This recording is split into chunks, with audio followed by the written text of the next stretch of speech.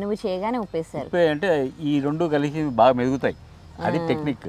ఆ technique miss అవుతారని అది ఎవరికి తెలియదు కదా. ఎండుమిరపకాయలు వేస్తాను. ఎందుకు ఉప్పు వేస్తారు అంటే మనకు చేతికి కష్టం లేకుండా ఇది బాగా మెదుగుతుంది అనమాట.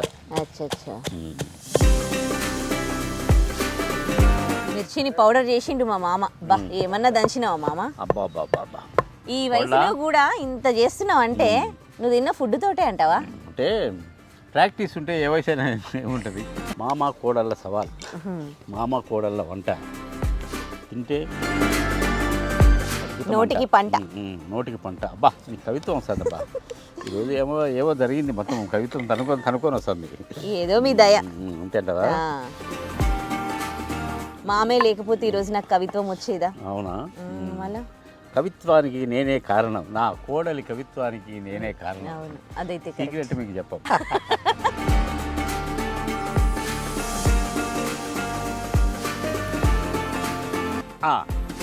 ఇప్పుడు డన్.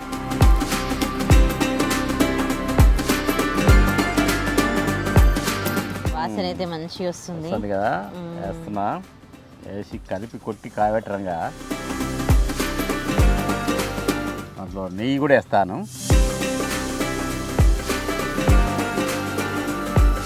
అదండి కలుపు, నాకు ఒక ముద్ద పెట్టాలి.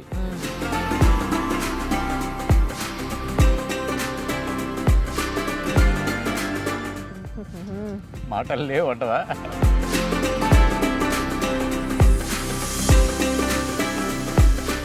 అది పిల్ల అంటే అట్లా ఉండాలి.